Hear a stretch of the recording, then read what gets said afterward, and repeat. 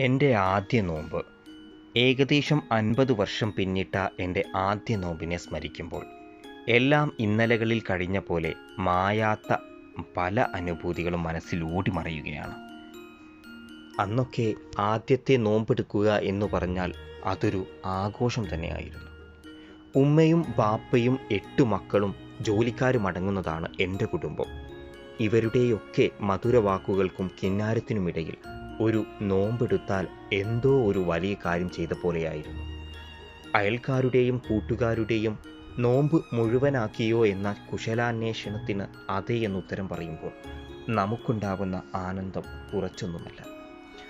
ഉമ്മ മണ്ണാർക്കാടുള്ള എൻ്റെ അമ്മാവന് കത്തെഴുതുമ്പോൾ ഞാൻ നോമ്പെടുത്ത കാര്യം എഴുതുന്നതും നോക്കി ആകാംക്ഷയോടെ നിന്നത് ഞാൻ ഇപ്പോഴും ഓർക്കുന്നു. അമ്മാവൻ്റെ വക ഒരു സമ്മാനം ഉറപ്പാണ്. നോമ്പ് തുറന്നിട്ട് കഴിക്കാൻ വേണ്ടി പുളിങ്കുരു വറുത്തതും തോലിക്കുരുവും ചീനക്കയും പൊതിഞ്ഞ് തലയണിക്കുള്ളിൽ ഒളിപ്പിച്ചു വച്ചിരുന്നു. തരിക്കഞ്ഞിയും പാൽവായ്ക്കയും പലഹാരങ്ങളും കഴിച്ച് ഞങ്ങൾ ബാപ്പയുടെ കൂടെ മഗ്‌രിബ് നമസ്കരിക്കും. ശേഷം ഇറച്ചി വായ്ക്ക വെച്ചതും പത്തിരിയും ആവശ്യത്തിന് കഴിച്ചാൽ പിന്നെ എൻ്റെ തലയണിച്ചോട്ടിലെ വിഭവങ്ങൾ തറാവീഹിന് ശേഷം കഴിക്കാൻ വേണ്ടി മാറ്റിവെക്കും. ബാപ്പയുടെ കൂടെ തറാവീഹ് തുടങ്ങിയാൽ മിക്കവാറും ഞാൻ ഉണരുന്നത് ഉമ്മ അത്താഴത്തിന് വിളിക്കുമ്പോഴായിരിക്കും. ചോറ്, വെള്ളുപ്പേരി, മീൻ, പയർ, പപ്പടം, തൈര്, അവസാനം ബാപ്പയുടെ ഇഷ്ടഭക്ഷണമായ പഴം കുഴച്ച ചോറും ചായയും. ഇതായിരുന്നു വിഭവങ്ങൾ. അടുക്കളയിൽ പലകയിട്ട് ഉമ്മ വിളമ്പും. ഞങ്ങൾ പലകകളിൽ വട്ടമിട്ടിരിക്കും. തൊട്ടടുത്തു തന്നെ ഒരു പത്തായത്തിന്മേലാണ് ബാപ്പയുടെ സീറ്റ്. ആദ്യ നോമ്പായതുകൊണ്ട് വയറു നിറയെ ഭക്ഷണം കഴിക്കാൻ എന്നെ എല്ലാവരും നിർബന്ധിക്കുന്നുണ്ടായിരുന്നു. അത്താഴം കഴിഞ്ഞാൽ മൂത്ത സഹോദരൻ ബാപ്പു ഞങ്ങൾക്ക് നെയ്യത്ത് വെച്ചു തരും. ആദ്യം അറബിയിലും പിന്നെ മലയാളത്തിലും. ഞങ്ങളത് ഉറക്കെ ഏറ്റുപറയും. നവൈത്തു സൗമഗദിൻ അൻ അദാഇ ഫർള റമദാനി. ഈ കൊല്ലത്തെ അദാ ആയ ഫർളായ സുബഹി നമസ്കാര ശേഷം എല്ലാവരും ഉറങ്ങും.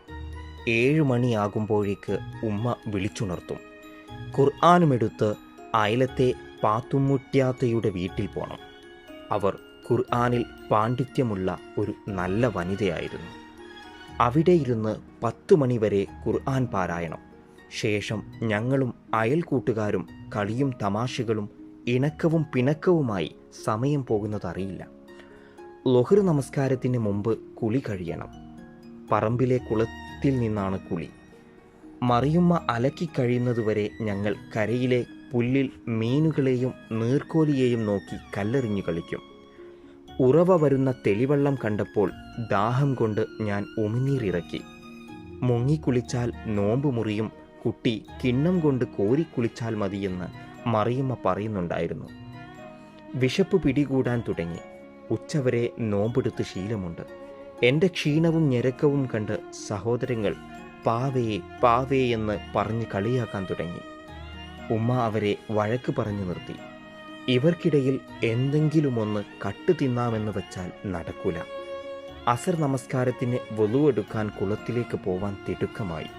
തെളിഞ്ഞ വെള്ളത്തിൽ നിന്ന് വെള്ളം കൊപ്പിളിക്കുമ്പോൾ ഇറക്കാതിരിക്കാൻ കഴിഞ്ഞില്ല. ആരും കാണില്ലെന്ന് ഉറപ്പുവരുത്തി ഞാൻ മതിയാവോളം കുടിച്ചു. വെറും പച്ചവെള്ളത്തിന് ഇത്ര രുചിയുണ്ടെന്ന് അറിഞ്ഞ നിമിഷമായിരുന്നു അത്.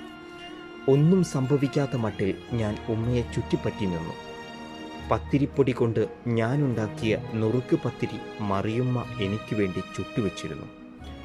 ഇനി കുറച്ചുകൂടെ നേരെ ഉള്ളൂ ഉമ്മയുടെ ആശ്വാസവാക്കുകൾ.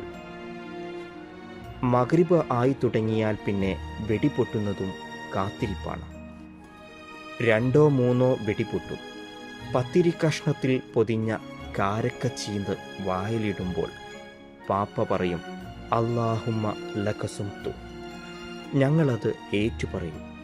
അതോടെ ഒരു നോമ്പ് മുഴുവനാക്കിയ സന്തോഷത്തോടെ എനിക്കേറ്റവും ഇഷ്ടപ്പെട്ട മധുരപലഹാരങ്ങൾ തിന്നു തുടങ്ങി. നോമ്പെടുത്ത വിശേഷം കൂട്ടുകാരോട് പങ്കിടാൻ ധൃതി തോന്നും. അന്നൊക്കെ സ്കൂളിലും മദ്രസയിലും ഞാൻ ഇത്ര നോമ്പെടുത്തു എന്ന് മേനി പറയുന്നത് ഒരു അഴകായിരുന്നു. ഇങ്ങനെയൊക്കെയാണ് ആദ്യ നോമ്പാനുഭവം. എനിക്ക് ഓർമ്മയിൽ വരുന്നത്.